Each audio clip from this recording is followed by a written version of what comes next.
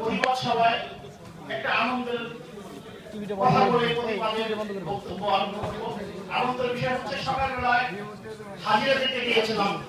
হাজিরা দিয়ে এসে আমাদের সম্মানিত চিফ জাস্টিসের ফেলিসিটেশনে ছিলাম। এটা আমার জন্য অত্যন্ত একটা আনন্দের বিষয়। সেই আনন্দটা আপনাদের সাথে প্রথমে শেয়ার করে দিলাম। যাই হোক, আজকে বাংলাদেশে যে নৌ রাজ্য, যে আগুনে পোড়াও, যেভাবে মানুষ মারা হচ্ছে, শুধু একটা এক্সাম্পল আপনাদেরকে মনে করে দেই। আপনারা হয়তো অনেকে ভুলে গিয়েছেন, কিন্তু আপনারা যখন লক্ষ্য করবেন 1990 এবং 92 এর কথা, তখন দেখবেন ভারতে বাবরি মসজিদকে কেন্দ্র করে যে বর্তমান ভারতের সরকার আছে, তারা মাত্র 2টি সিট পেয়েছিল, কিন্তু মানুষ মারার রাজনীতি করে তারা কাছে ক্ষমতায় এসেছে। তখন আমরা চোরাবাজ দিতাম গোলাম আজম আকবরী, দুই দেশে দুই ফেরি। আজকে আমরা লক্ষ্য করছি সেম ভাবে বাংলাদেশের মানুষকে মেরে জ্বালাও পোড়াও করে একটি দল একটা বিশৃঙ্খল পরিবেশ সৃষ্টি করে এদেশে ক্ষমতায় আসতে যাচ্ছে। আপনারা গত সপ্তাহে দেখেছেন যে দল সেই বিজেপির প্রধান নীতি ম্যাডাম খালেদা জিয়াকে ভুল করেছিলেন।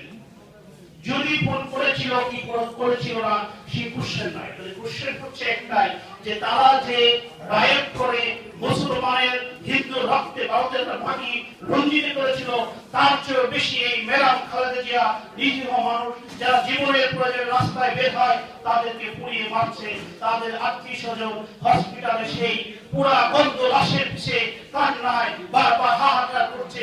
ম্যাডাম খালেদা জিয়া তাদেরকেও হার মানিয়ে এসে ক্ষমতায় আসার চেষ্টা করছে বিধায় মনে হয় সেই বিজেপির প্রধান তিনিও অস্বীকার করতে বাধ্য হয়েছে যে আমি এই রকম কোন নেত্রীর সাথে কথা বলি নাই।